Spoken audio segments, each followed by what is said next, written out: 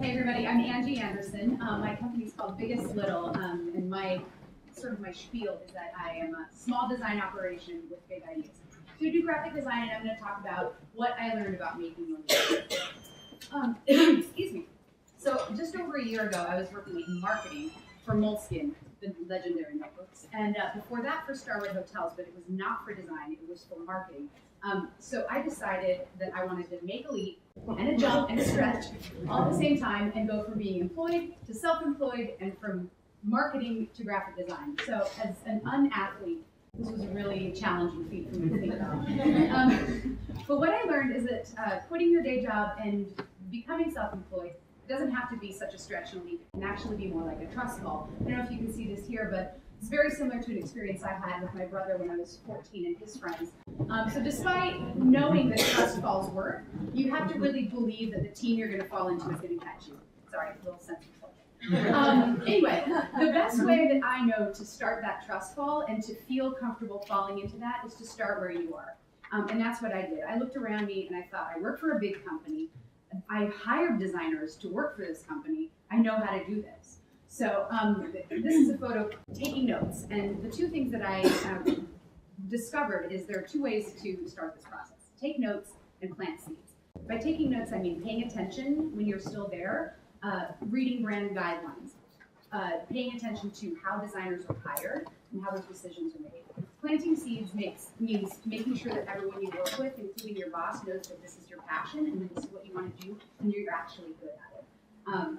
And it actually worked for me. I was able to quit my job at Moleskine, and about 3 months later was hired to start doing some creative work for them, and now do 1 or 2 Starwood Hotels marketing campaigns a month.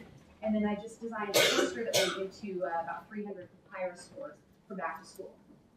This is my biggest piece of advice today, and that is you don't have to be the best. Not that I'm not the best graphic designer, but you don't have to be the best to get hired. You just have to be the easiest. So anything you can do to kind of lubricate that path to getting to be the one who's hired is going to benefit you in the long run. The other thing you need to do is be visible. When I quit my job, I sent out an email blast to anyone I had ever worked with. I talked to people who I had worked with 3 years ago. I had to make sure that people knew that was what I was doing and that it was going to be an option for them to hire me. The other thing is you've got to polish that turd.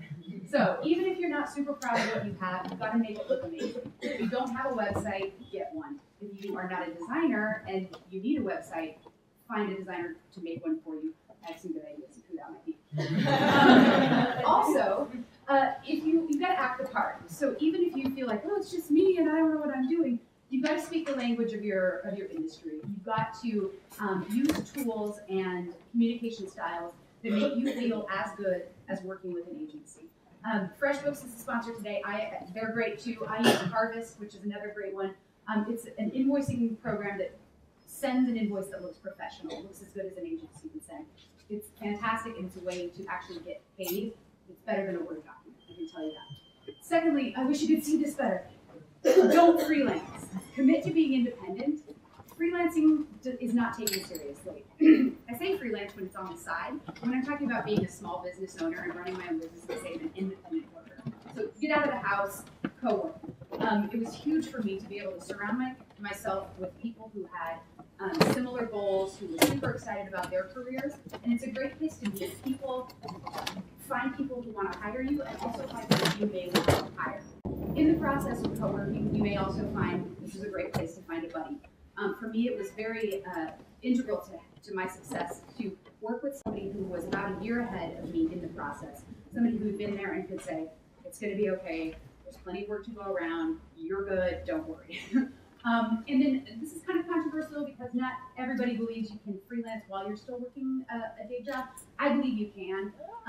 It's a great way to start building a little bit of street cred, building up your portfolio, and being ready to take that leap when the time comes. And finally, this is a picture of a robotic unicorn, which I think is pretty amazing. I just Googled awesome, and this is what happened. The lesson here is just be awesome. If you're awesome to your clients, they will be awesome to you. And the way that clients are awesome to you is they reward you with referrals. And that's how you make money. So, and then finally, be like Mary McTavish on Flickr. Enjoy independence.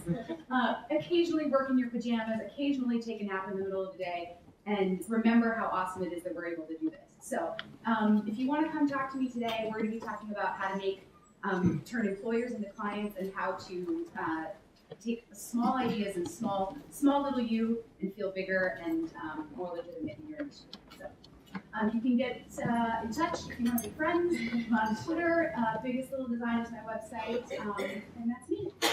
Oh, also I posted on my blog, Biggest Little blog spot, some of the resources. I call resources for quitters. So if you're interested, you can check that out too.